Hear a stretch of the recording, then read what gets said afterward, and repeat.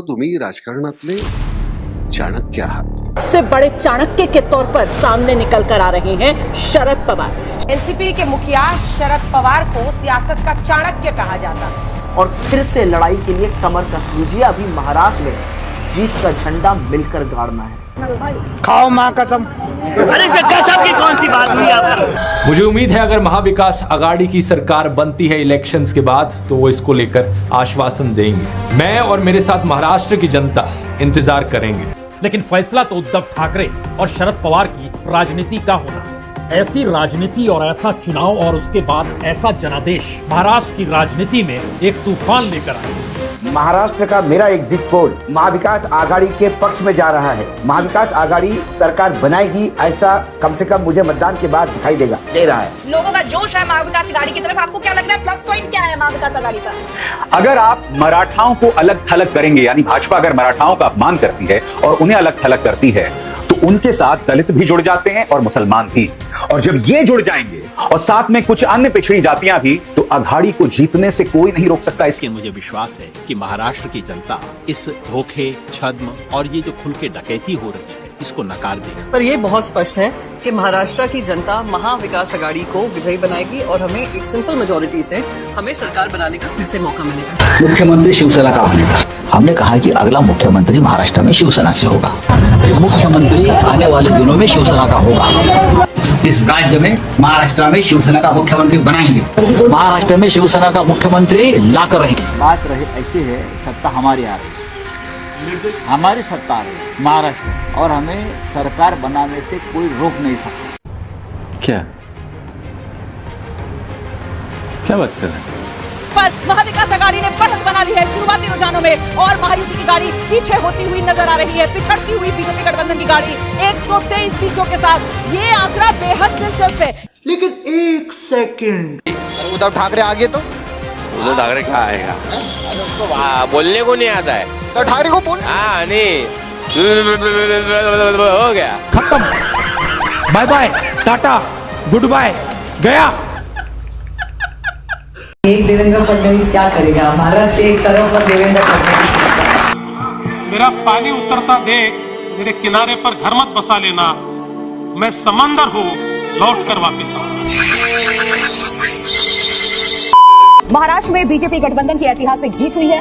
महायुति की आंधी में महाविकास आघाड़ी की गाड़ी पर ब्रेक लग चुका है और ये भी साबित हो गया महाराष्ट्र में महायुति ही बाहुबली है.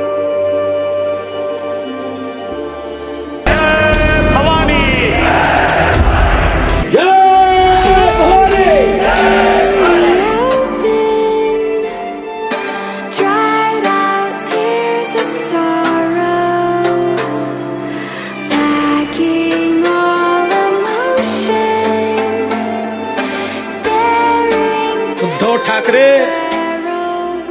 फड़तूस नहीं कारतूस हूं मैं. झुकेगा नहीं साला, घुसेगा घुसेगा. सुनने हुए सिंह कुत्ता भी ना पेशाब करेगा. औरंगजेब की पहचान पर अब तो तिरंगा लहराएंगे पूरे पाकिस्तान पर.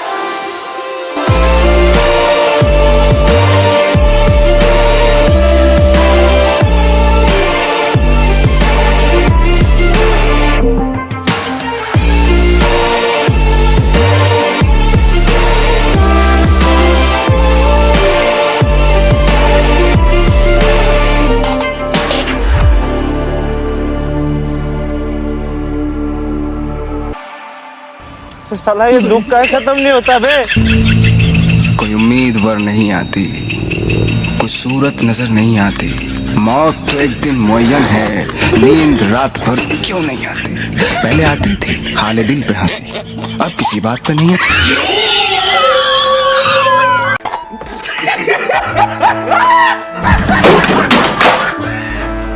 मैं अपने रांडी रोने शुरू करता हूँ.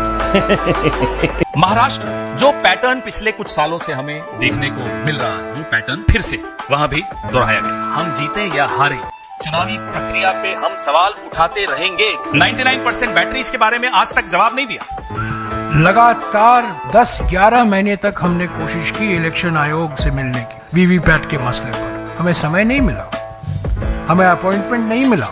हमने एक दस्तावेज भी सौंपा इलेक्शन कमीशन को, पर कभी इस मामले पर हमें मौका नहीं दिया गया। ये पूरा हिंदुस्तान कह रहा है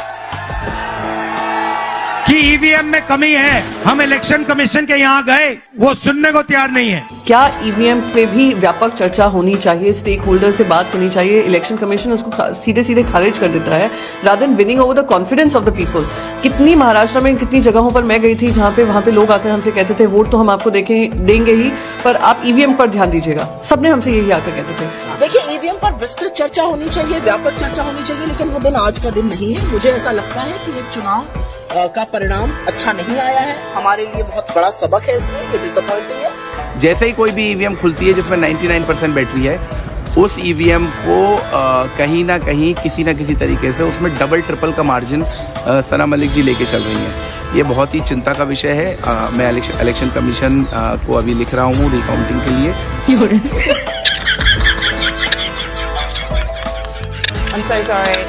भाई यहाँ पे क्या हो रहा है? भाई यहाँ पे क्या हो रहा है भाई? अद्भुत, अकल्पनीय, अविश्वसनीय। महाराष्ट्र के चुनावों के नतीजों के बारे में दोस्तों यही कहा जा सकता है। ये मुंह से सुपारी निकाल के बात कर रहे हैं। मगर यहाँ पर हार नहीं है। यहाँ 200 सीटों के साथ भारतीय जनता पार्टी गठबंधन ने कांग्रेस को करारा तमाचा मारा है। तुम दो कौड़ी के नाली के कीड़े हो। चंद घंटों में हालात बदल गए, जज्बात बदल गए। जो नतीजे सामने आए उसके ऊपर मैं विश्वास रखने को तैयार नहीं, ये जनता का फैसला मानने को तैयार है। ये मुंह से सुपारी निकाल के बात कर रहे बाबा।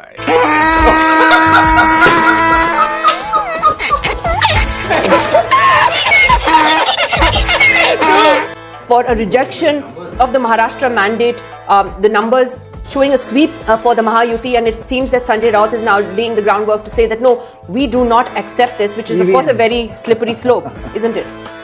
Yeah, I heard Sanjay Raut and I'm somewhat disappointed. निराशा को छोड़िए और फिर से लड़ने का मन बना लीजिए, कमर कस लीजिए। हर बार का हो गया यार ये।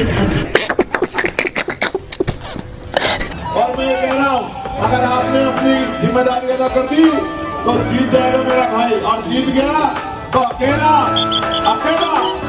एजाज विरोधियों के 50-50 एमएलए में भारी पड़ेगा।